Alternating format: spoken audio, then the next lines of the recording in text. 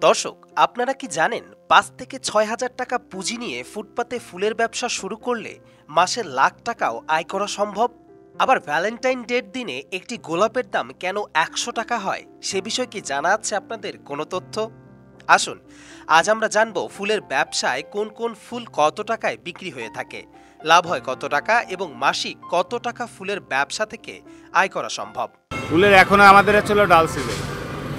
আমাদের সিজন ৩ মাস, ডিসেম্বর, জানুয়ারি, ফেব্রুয়ারি। এই ৩ মাসে আমরা মোটামুটি আমরা চলে ফিরে থাকতে পারি, কারণ ওই সময় ফুলটা নষ্ট হয় না। এখন গরমের সময় একদিনের ফুল একদিনে বিক্রি করতে হয়। এটা ডেলির ফুল ডেলি বিক্রি করা যায় না গরমের সময়, একদিন আনলে নষ্ট হয়ে যায়। যার ফলে আমাদের এই সময়টা একটু ডাল বেচা কেনাটা আমাদের কম। একবারে যে লস তা না, মানে আমরা চলতে পারি। এটা হচ্ছে আপনি যদি আপনি ফুটে বসেন, সেই ক্ষেত্রে মনে করেন আপনাদের ৫-১০ হাজার টাকা হইলে এনাফ।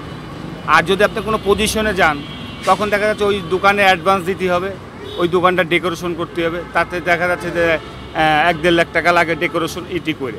আর যদি ফুটে বসেন, তাহলে আপনি বাকি মাল আনলেন, সকালে মালটা আনলেন, আমরা রাত্রে আসে পার্টি, তখন আমরা পার্টিকে ওই টাকাটা আমরা দিয়ে, দেখা যায় ২,০০০ টাকার মাল আনলাম, পার্টি আসলো, এই যে ২,০০০ টাকা দিয়ে দিলাম। ফুটপাতে নিলে আপনি ৫,০০০ টাকাই আনা মাসে। এই টাকা, এটা ওই যে বললাম না যে সিজনে আপনি মাসে আপনি ২ লাখ ৩ লাখ টাকাও কামাইতে পারেন। আবার এমনও আছে, যদি বুঝেন আপনি, তাহলে ৫০,০০০ টাকা আপনি ইনকাম করতে পারেন। আর যদি না বুঝেন, তাহলে তো মনে করেন যে ওই ৫০, আর বুঝলে পারে ২-৩ লাখ টাকাও ইনকাম করার কোনো ব্যাপার না। আর মূলত আমাদের খুচরো থেকে অর্ডার হলে আমাদের একটু লাভবান হই আমরা বেশি।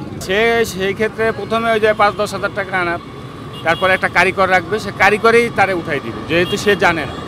তখন উনি ওই দেখতে দেখতে দেখতে তার একটা অভিজ্ঞতা হয়ে যাবে। তখন উনি বুঝতে পারবে যে না, এই ফুলটা আমার ২ টাকা কেনা, এখন ৫০টা গোলাপ আমি ১০০ টাকা দিয়ে আনলাম, এখন এই ৫০টা গোলাপে আমরা ৫০টা পাই না, এখন ওই ২০টা গোলাপ আমার ওই ৫০টা দাম উঠাতে হবে। এটা চলো ওই মহাজনের টার্গেট থাকবে, যে আমি এখন এই আস্তে আস্তে ধীরে ধীরে এটা আমি বুঝতেছি। যার অভিজ্ঞতা, যদি সেই মহাজনের অভিজ্ঞতা থাকে, তো ওই ৫,০০০ টাকা দিয়ে আপনি মাসে মনে করেন না ৫০,০০০ টাকা ইনকাম করতে পারবেন শুরু থেকে। কারণ এটা তো আপ ডাউন হচ্ছে। মনে করেন আজকে আপনি ৫,০০০ টাকার মাল আনছি, আমি ৮,০০০ টাকা বিক্রি করছি, ৩,০০০ টাকা কিন্তু আমার লাভ হয়েছে। এইভাবে করে যদি ২,০০০-৩,০০০ করে যদি মাসে মাসে আমার লাভ হয়, তাহলে দেখা যাচ্ছে অ্যাভারেজ আমি ২,০০০ টাকা করে ধরলাম। ২,০০০ টাকা করে লাভ হলে মাসে আসছে যে আমার ৬০,০০০ টাকা এমনি আসবে। এই ব্যবসা করে তো অনেকে এখন চলতেছে, যারা বুঝতেছে তারা তো এই ব্যবসা করতেছে। মূলত হলো কারিগর লাগে, কারিগরটার উপরেই নির্ভর করে। ভালোবাসা দিবসে একটা গোলাপের দাম ৫০, ৬০, ৭০ টাকা করে পড়ে।